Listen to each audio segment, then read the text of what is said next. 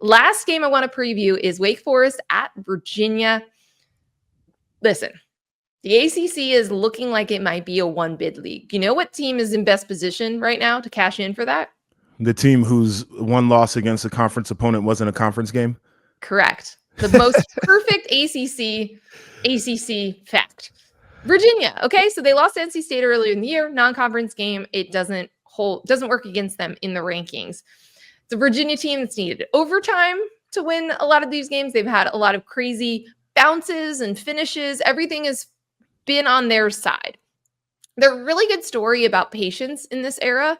So I do want to underscore that because, people have been frustrated with Tony Elliott, and you know what they did this past offseason? They put the money into the roster. Yep. They got players. Yeah, you should do it. They got better players, and they're winning football games. And again, it's dicey, but to your point, winning is a skill. Doesn't matter how close these calls have been. The committee is giving them credit for them. The win over Louisville is something that's like really helping their resume right now, and creating some separation with Miami in the rankings. It's the highest CFP ranking ever for Virginia. That they were in the field as well, as the ACC champion. I think what's going to be really interesting is how they handle this down the stretch. They have a clear path to the ACC championship game here if they win out. They should feel really good about their playoff chances as well if they win out. And I think that's something that Tony Elliott is preparing his team for and trying to tell them, like, hey, guys, everyone's going to come out of the woodwork. Everyone's going to be patting you on the back now. So they have to handle that. Meanwhile, you're facing a Wake Forest team coming off their worst loss of the season, embarrassing loss to Florida State. But this is still a Wake Forest team that was right there against Georgia Tech earlier this year. That's what's really intriguing about this one. The Cavaliers are favored by 6.5 points. Feels about right, and they'll be at home, I believe, as well.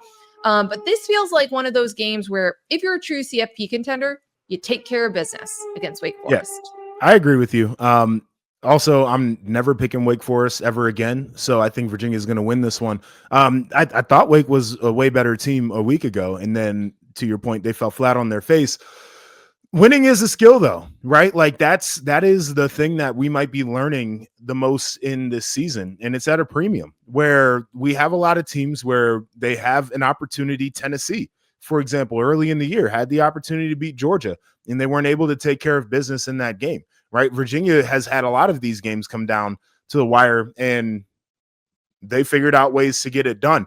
I think that the 6.5 does feel right. I'm also not shocked if this game is one of those that comes right down to the wire, and Virginia is able to figure out a way to win it. But I do think that they end up winning this game, and they're going to put themselves in position, right? Like they're in really good position right now, but who knows? We talked about them kind of knocking teams out to be in the playoff. Like they might be squarely in that top 12 by the end of the year.